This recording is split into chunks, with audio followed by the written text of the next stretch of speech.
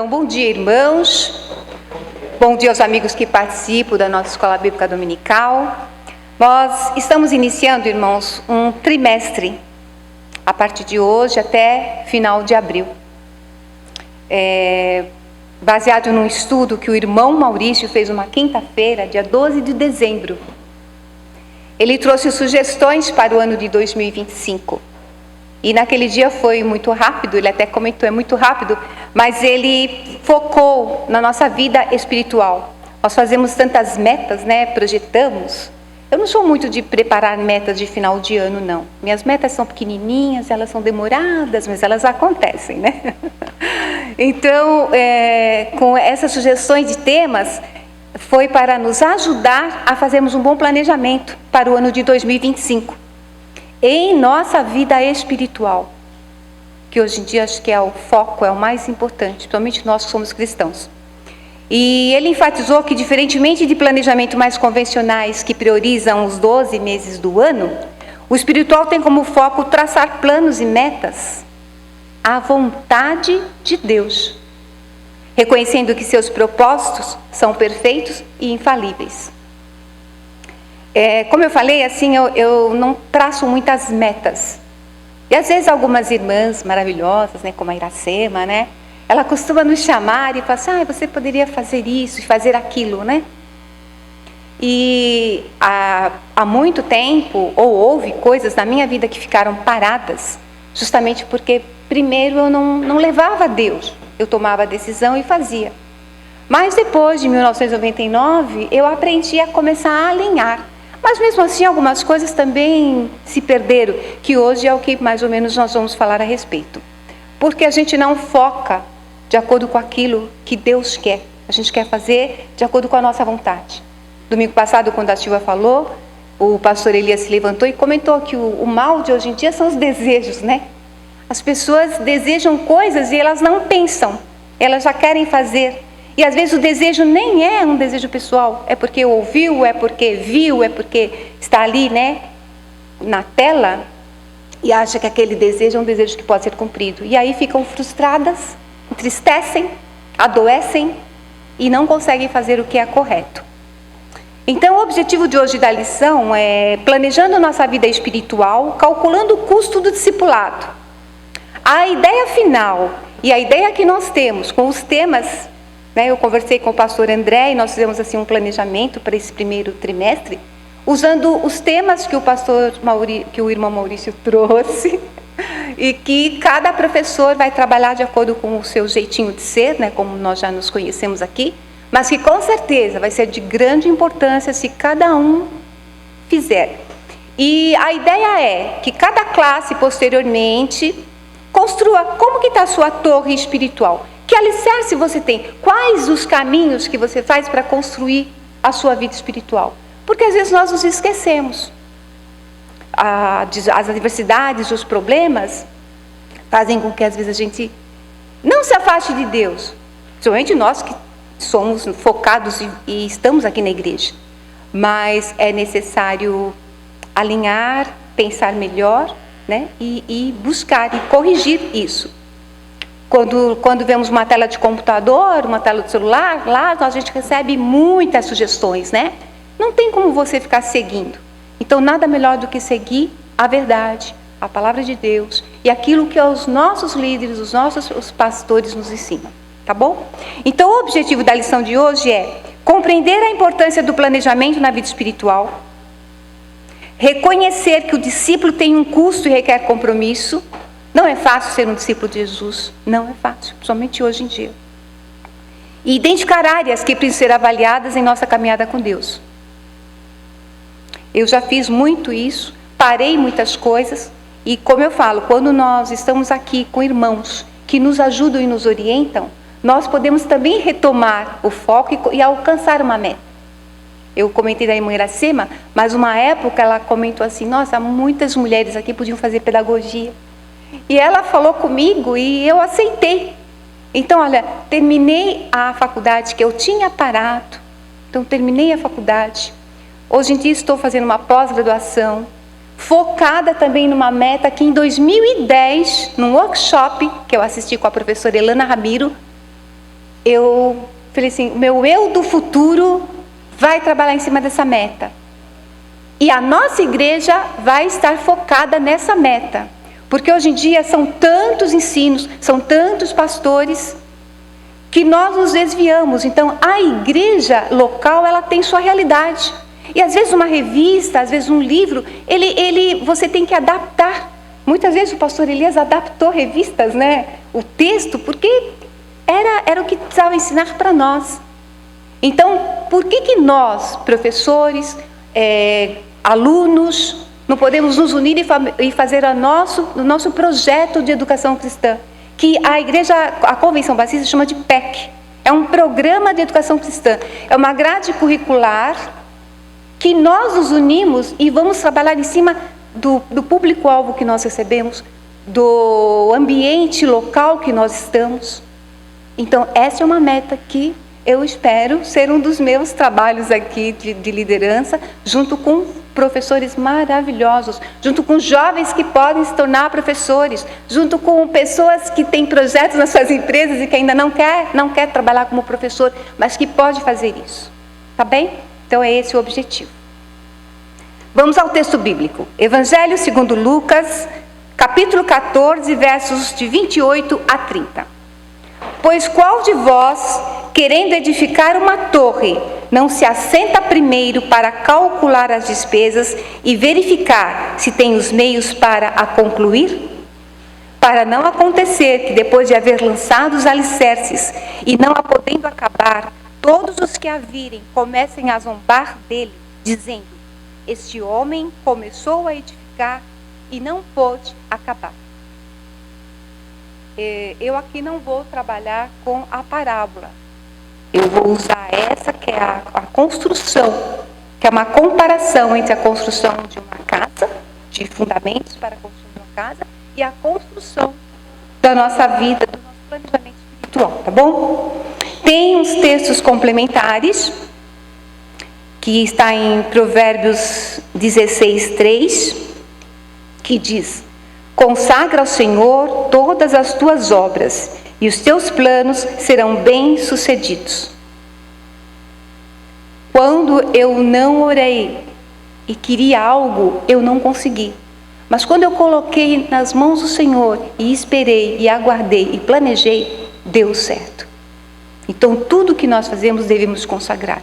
Qualquer trabalho, qualquer coisa que façamos na igreja, não importa o mínimo que seja, ele deve ser consagrado ao Senhor, porque aí os seus planos serão bem-sucedidos. Eu gosto muito de falar para as pessoas no seu aniversário, né? Alinhe seus planos aos projetos de Deus. Que este ano será um ano diferente. Você pode se alinhar, você pode voltar à sua meta. Depois nós temos a carta de Paulo aos Filipenses, capítulo 3, versos de 12 a 14, que eu vou ler, não está aí, tá bom? Versos de 12 a 14. É quando Paulo, fala de como nós devemos nos dirigir, qual será a nossa direção ao alvo. Não que eu já tenha alcançado tudo isso, ou seja, perfeito. Entretanto, eu vou caminhando, buscando alcançar aquilo para que também fui alcançado por Cristo Jesus. Irmãos, não penso que eu mesmo já o tenha conquistado, mas eu tomo a seguinte atitude: esquecendo-me das coisas que para trás ficam e avançando para as que estão adiante de mim. Apresso-me em direção ao alvo, a fim de ganhar o prêmio da convocação celestial de Deus em Cristo Jesus. Nessa carta escrita aos Filipenses, nós encontramos uma igreja que enfrentava constantes ataques dos hereges, que desejavam perverter o correto ensino do cristianismo. Então a igreja caminhava bem, mas Paulo sentia a necessidade de relembrar algumas orientações e o fez. Então veja, nós temos um alvo a ser conseguido, nós temos um olhar que não pode ser desviado, e às vezes é isso que acontece. Nós ouvimos tantos, vemos tantos, há tantos para escolher, mas não podemos esquecer que o nosso foco é Jesus Cristo. E tudo que nós fizermos, é esse o alvo, é essa a meta. E quando nós estamos com Ele, andamos com Ele, falamos a verdade, as pessoas podem nos ouvir porque sabem que nós estamos falando essa verdade, usando a palavra de Deus. O outro texto está na carta, na Epístola de Tiago, capítulo 4, versos de 13 a 15. Capítulo 4, versos de 13 a 15. Submeter nossos planos a Deus, está na minha Bíblia. Agora, prestai atenção. Vós que aclamais, hoje ou amanhã iremos a tal cidade. Lá nos estabeleceremos por 1 ano, negociaremos e obteremos grande lucro. Contudo, vós não tendes o poder de saber o que acontecerá no dia de amanhã. Que é a vossa vida? Sois simplesmente como a neblina que aparece por algum tempo e logo se dissipa. Em vez disso, devíeis afirmar: se o Senhor quiser, viveremos e faremos isto ou aquilo. Então, Tiago aqui está nos ensinando que o resultado de um planejamento quanto ao futuro de nosso empreendimento e de nossa vida está na dependência de Deus, não na nossa, não no nosso jeito de fazer, mas naquilo que Deus quer. E nossos devocionais sempre enfatizam muito isso. Não se perca na adversidade, não se perca. Você tem uma meta, Deus confia, tenha fé, você vai conseguir. Porque tudo que você fizer, você depende de Deus. Então nós não temos como definir futuro. Às vezes, por isso que muitas pessoas adoecem. Você tem uma meta para ser conseguida e de repente algo acontece na sua vida que tira você daquele zoninha de conforto, que estava tudo bem, mas de repente tudo mudou. Então o futuro não depende de nós. O futuro é o Senhor. Então nós, portanto, diante do imprevisível, daquilo que não está em nosso controle, do futuro que nós não podemos definir ou prever, devemos nos submeter à vontade de Deus, porque somente Deus tem o controle sobre este futuro, e não nós. Então já falei dos textos complementares, então agora vamos lá, vamos introduzir o nosso tema. Construindo com propósito. Então, o texto está falando de uma construção. Então, numa planta de casa, você faz a fundação, você tem a estrutura, você tem o acabamento. Então, se nós compararmos a construção de uma casa com a construção da vida espiritual, nós precisaremos de um projeto.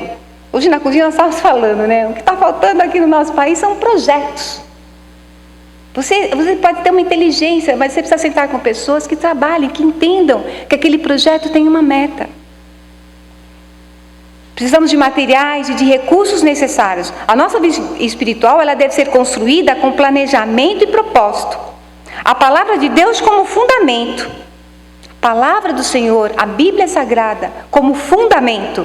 E é na Bíblia que encontramos esses fundamentos sólidos que nos dão forças para vivermos de forma correta o Evangelho de Jesus Cristo. É na Bíblia onde buscamos a fonte que nos ajuda a criarmos alicerces em nossas vidas. Eu recebo os devocionais antes de vocês, né? Porque sou eu que posto, né? Um caso ou outro posta, mas... Então, quer dizer, já na noite anterior, eu tenho meu dia muito corrido, muito corrido. Às vezes então à noite é o momento de parar. Eu paro, aí sim, que eu vou ler um texto que alguém passou, aí que eu vou me alimentar do que Deus quis falar comigo com aquilo. Então, o devocional é uma bênção. Eu recebo, eu leio antes, eu ouço antes, aí depois eu posto. Então, naquele dia, eu só ponho um amém. Mas aquela palavra não saiu da minha mente. Essa semana foi muito bom ouvir os homens, os devocionais. Gente, foi uma bênção. Ouvir o Lucas falar, o André, o Everson, o Maurício, o pastor Edson. Gente, isso é maravilhoso. O Alexandre, desculpe. Isso mesmo, Alexandre. Então é na Bíblia onde buscamos essa fonte, esse alicerce. E é na oração que nós encontramos o que? A estrutura que nos conecta à natureza amorosa de Deus. Conversamos com Ele, oramos e conversamos com Ele. E assim somos orientados a ouvir suas respostas, que nos ajudam a entender melhor nosso propósito de vida. Então espere, se acalme, você está passando por isso, mas vai passar. Eu estou te fortalecendo, eu estou fazendo você crescer. É assim que nós devemos pensar e não nos abalarmos, né? E nos afastarmos, que o texto em si fala. Se você se afasta, O que acontece com a sua meta? A sua construção fica inacabada, né? E aí, às vezes, nós até envergonhamos o Evangelho com o nosso testemunho. Então, e é na comunhão que realizamos o serviço do reino. Então, é o crescimento. Então, nosso planejamento espiritual é a palavra de Deus como fundamento, a oração como estrutura, a comunhão e serviço que nos dá o crescimento. É na comunhão, é no trabalho com o Senhor, é no trabalho das atividades da igreja que nós realizamos o serviço do reino. E nós vamos crescer. E nós vamos ser edificados e edificar. E edificando significa o quê? Construir. Então, quando vivemos em comunhão com os irmãos, nós ajudamos uns aos outros a crescer e a ficar maduros. Quantas vezes uma fala, uma paradinha, uma sentadinha com o irmão, né? Eu estou orando por você, mas uma fala, uma palavra. Aí você, nossa, eu não tinha pensado naquilo, nossa, que bem que me fez ouvir. Vamos agora para o desenvolvimento do tema. Então, o que é planejar? Todos nós aqui, se fizermos uma pergunta, né, nas classes, nas salas de aulas, o professor faz aquele quadrinho lá, vai falando palavras, né, ele vai criando a ideia de um conceito que você deve ter. Então, planejar, como planejar nossa vida espiritual? Esse é um processo e ele vai pré-determinar um curso de ação com direção e propósito. Nós devemos estar cientes de que os nossos planos são limitados pela nossa visão e entendimento humanos. Portanto, é necessário buscar sabedoria e orientação de Deus para que os nossos desejos e objetivos não sejam influenciados pelas nossas próprias vontades e circunstâncias temporais. Quando os nossos planos estão alinhados com a vontade de Deus, nós permitimos que o propósito do Senhor aconteça em nossas vidas. E isso vai evitar frustrações, vai nos manter no caminho do Senhor, vai nos manter alerta, vai nos fazer ouvir melhor, ver os sinais. Então Deus tem algo preparado para nós e, portanto, nós devemos alinhar os nossos planos aos planos dele. Então, o que significa calcular o custo? Jesus nos adverte que nós devemos segui-lo de maneira total e que para ser discípulo é necessário andar com ele, aprender com ele, confiar nossa vida a ele e fazer o que ele fez. E o que Jesus fez? Ele amou a Deus sobre todas as coisas. E se preciso for para amar a Deus sobre todas as coisas, o que é necessário? Deixar a nossa família, deixar os bens, confiar a nossa vida ao único capaz de nos manter em pé. E para isso nós temos que fazer uma avaliação sincera da nossa condição espiritual atual. Paramos para pensar em tantas coisas, por que não fazemos uma autoavaliação? Eu acho que em tudo. Às vezes a gente tem que avaliar, sou um bom professor? Estou fazendo esse ministério que foi me dado? Está sendo de acordo? Será que eu estou numa condição espiritual que eu consiga fazer isso e levar isso adiante? Então nós vivemos, irmãos, em um momento de contrastes espirituais significativos. Nós vemos e estamos enfrentando desafios como o materialismo excessivo, o individualismo extremo, a superficialidade das relações que dificultam o desenvolvimento espiritual, o constante bombardeio de informações que podem nos afastar de momentos de introspecção, de solitude, né, como a Silvia já nos informou, de autoconhecimento. Você precisa se autoconhecer. Como você vai ouvir alguém no celular te dando dicas de como você se autoconhecer? Isso só pode vir da palavra de Deus, da confiança que nós depositamos no Senhor. E a igreja, irmãos, ela tem feito o seu papel. Nós continuamos fazendo o convite para as pessoas se aproximarem de Cristo. E como, né, ali no capítulo 14, nós temos a parte do banquete, né? Leiam o capítulo 14, vai ser muito bom relembrar isso. Mas nós temos aquele banquete, o que aconteceu? Desculpas, distrações. Então, como que está a nossa vida espiritual? Qual é esse alicerce? Que partezinha dessa torre nós temos que construir, modificar e planejar? Nós temos que identificar a identificação dos recursos necessários, o tempo, a dedicação, mudanças de hábitos. E de que maneira devemos fazer isso? Eu passei um vídeo para vocês da professora Simone.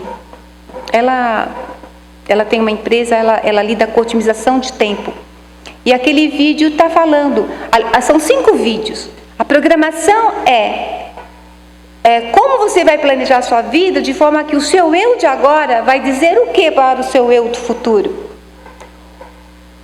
Então ela comentou muito, como era a aula de pós-graduação, ela comentou muito que nós estamos sendo bombardeados com muitas informações, é tudo muito acelerado. De manhã você ouve uma coisa, à tarde aquilo já se modificou, à noite é outro assunto.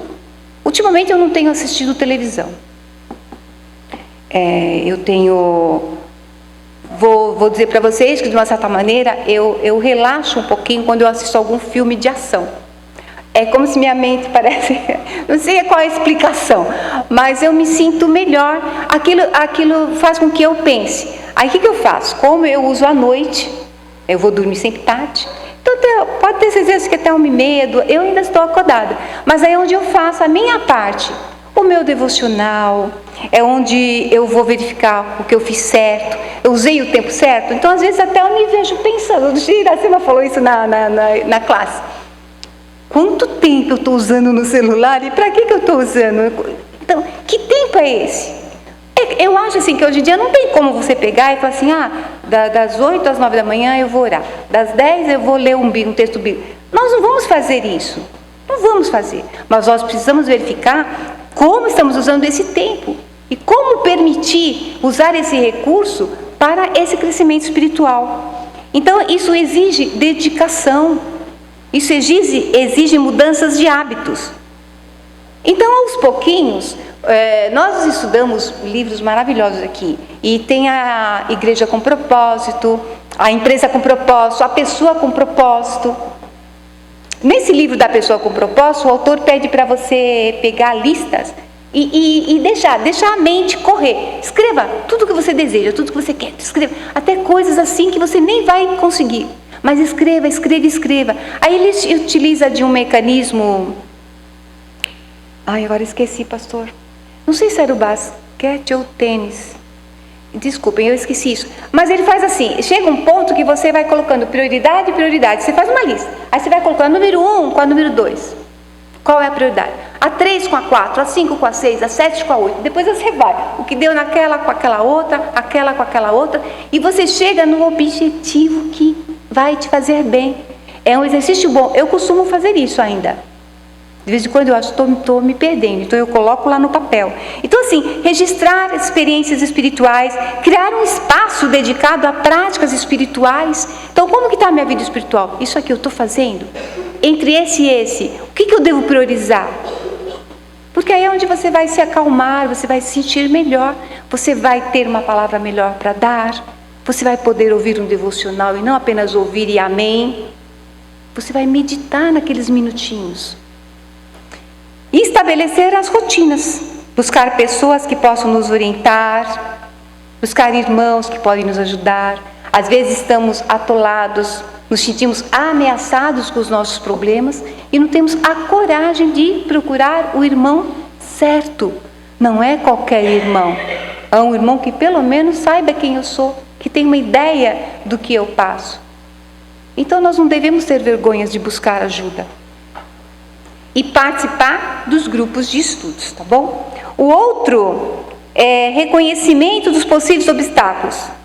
Devemos ter cuidado em como gerir nosso tempo atualmente. Estamos diante de tantas atividades que reservar momentos regulares para a introspecção, para a leitura da Bíblia, tem sido difícil. Precisamos achar tempo para praticarmos a oração e para participarmos da atividade na igreja. A Silvia falou bastante de como ela modificou os hábitos dela. Eu também, eu sei que eu modifiquei várias coisas na minha vida. Então, às vezes eu converso com o irmão e percebo que eu sinto ele um pouco perdido. Então, por que não podemos orientar? E até sinalizar, olha, aqui é um obstáculo, né? É uma pedrinha que está aí no meio do seu caminho que está alterando o seu resultado. Agora, por que Jesus usa esta analogia da construção da casa com a vida espiritual? Porque ele quer demonstrar a seriedade do discipulado. Ele enfatiza a necessidade de compromisso. E ele alerta sobre o perigo de começar e não terminar. Então, para que essa construção seja desenvolvida, para que a nossa vida espiritual seja planejada, é necessário fazer os cálculos de forma a concluí-la. Por isso, as prioridades.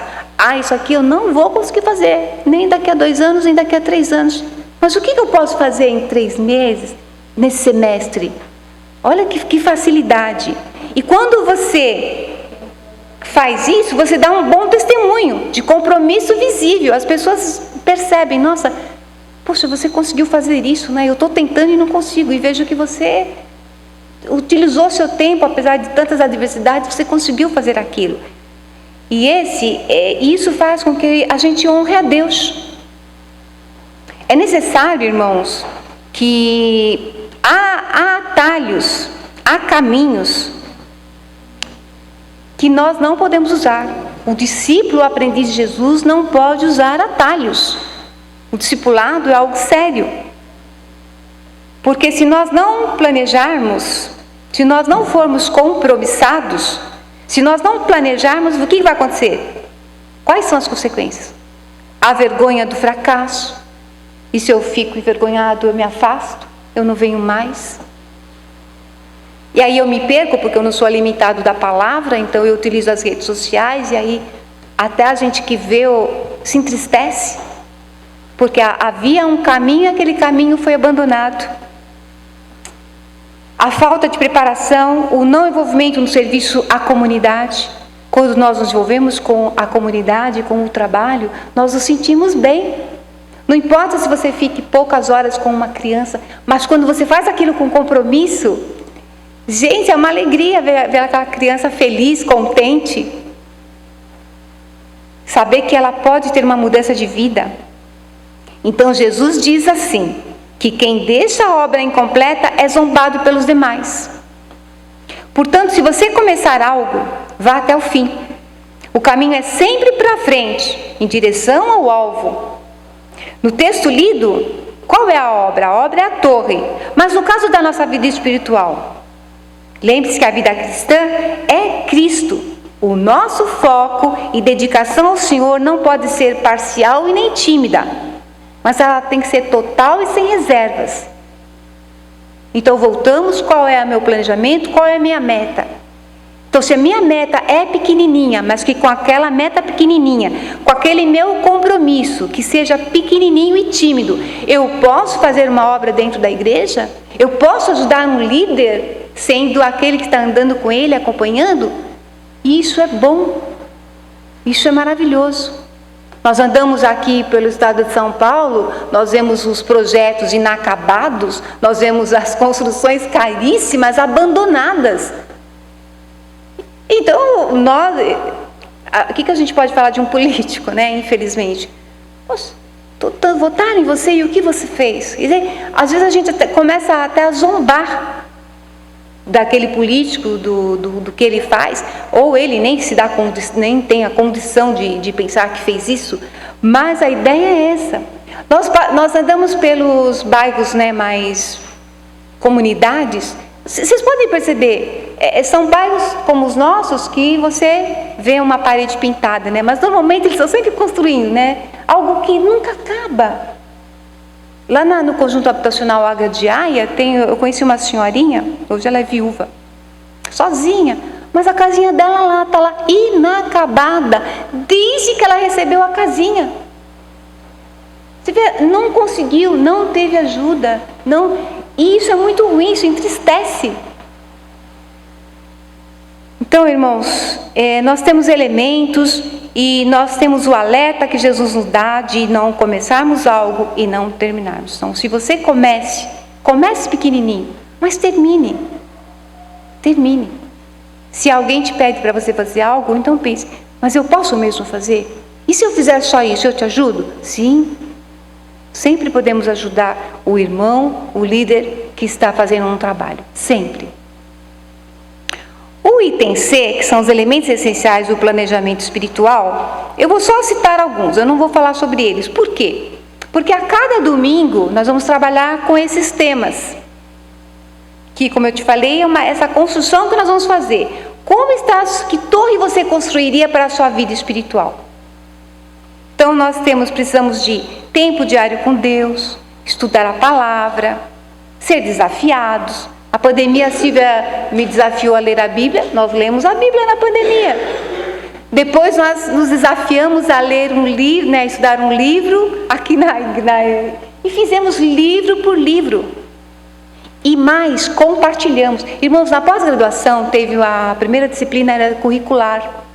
E eles estavam perguntando como era a sua escola bíblica. Eu fui a única que respondi que nós paramos para compartilhar o estudo. Que nós dividimos ainda em grupo, porque eu já assisti escola bíblica dominical na Igreja da Penha, eu já assisti em outras igrejas. Mas lá o professor dá aula, mas não há um compartilhamento. Você sai da aula, vai tomar café ou vai para sua casa. Mas aqui não. Aqui a gente compartilha. E a professora Elana ficou tão feliz, ela falou assim, olha irmã, eu às vezes tento fazer isso, e às vezes consegue apenas os pequenos grupinhos, né? Mas uma EBD, e olha que a EBD deles é uma igreja discipuladora, né? Uma escola bíblica discipuladora. São estudos maravilhosos. Mas eles não conseguem parar com 15 pessoas, 8 pessoas para compartilhar. Quando compartilhamos, é aquilo que nós falamos. Contamos uma tristeza ou tiramos uma dúvida, aquele outro irmão mais experiente, com mais tempo de vida espiritual, consegue nos ajudar. Consegue dar o alerta. Tem hora que na escola bíblica, né, eu lembro que a Irene às vezes senta no finalzinho, porque ela vem um pouco depois. Aí ela fala assim, olha o alerta, né? O alerta está aí, né? O sinal está aí. Então vamos lembrar que sinais estão sendo dados, né? Então, tempo diário com Deus, estudo da palavra, vida de oração, comunhão com outros cristãos e serviço do reino. Nós temos nosso organograma aqui, muito bem dividido, temos pilares maravilhosos. Mas esses pilares estão precisando de ajuda, estão precisando de encaixes. Temos muitos irmãos que com certeza têm dons para isso, mas não está se compromissando com esse serviço. Então estamos iniciando o ano, vamos ter nossa reunião de liderança, vamos pensar. Está paradinho esse ministério? Eu posso participar? Tem alguém que está interessado? Eu gostaria, mas eu ainda não sei o que fazer. Então vamos aprender, irmão. Não é para esse ano, é para o ano que vem? Vamos fazer essa meta aos pouquinhos e atingir o nosso objetivo. E para reflexão em classe, eu dei as perguntas já ontem ou na sexta, eu não lembro. Então são 4 perguntas que nós hoje temos tempo, que eu gostaria que vocês compartilhassem. Porque a ideia é, nós vamos até abril trabalhando com cada pilar, com cada tema, de como melhorar nossa vida espiritual. Então, como nós vamos construir essa nossa torre? Como nós vamos fazer esse nosso planejamento espiritual? De forma que tenhamos êxito. Quer fazer a sua torre? Eu estou fazendo aquela parte que a Silvia deu do domingo lá, da folhinha ela nos deu no verso, né? Então vamos também fazer isso, construir a nossa torre. Quais alicerces, quais andares nós vamos construir? Qual aquele que é o mais importante? Qual aquele que para mim é melhor e que me ajuda a crescer no outro? E assim vamos. Que custos você identifica com a sua caminhada com Cristo? Quais são os maiores desafios que você enfrenta para manter sua vida espiritual? Como você tem planejado o seu crescimento espiritual até agora? E que áreas precisam de mais atenção em sua vida com Deus? Isso é para reflexão. E a palavra final, vou finalizar. Irmãos, lembre-se que a multidão que acompanhava Jesus estava movida pelo interesse no que ele podia dar e fazer. Ainda tem muitas pessoas entrando em igrejas, lotando igrejas, preocupadas com aquilo, interessada no que pode ser feito para ele, pessoal, não o que pode ser feito para um grupo. O caminho do discípulo passa por turbulências. E é necessário estar com o alicerce bem firmado para permanecer quando tudo em volta parece desmoronar. Não é fácil. Tem hora que balança, né? Eu não sei o nome que se dá, mas tem uma parte na construção de prédios que, eu não sei o nome também, mas que faz o prédio balançar para ele não cair, né? Então, como que é a nossa vida espiritual? Até que ponto nós estamos balançando? Nós não podemos cair. Então, é necessário que esse alicerce seja bem firmado. Jesus, ele não busca seguidores, mas ele busca discípulos, pessoas que o sigam no mesmo caminhar, que o imitem em tudo, pois só ele tem as palavras de vida eterna. Olha que presente maravilhoso. No versículo 33 do capítulo 14, Jesus conclui seu chamado ao discipulado e ele diz: assim, pois, todo aquele que dentre vós não renuncia a tudo quanto tem, não pode ser meu discípulo. Então veja suas prioridades. Tem algo que você ainda não está renunciando? Será que não é esse o pontinho que está fazendo você não seguir adiante? Então, simplificando, seguir a Jesus custará tudo, mas o que ganhamos é maior do que o que perdemos. Obrigada. Deus abençoe.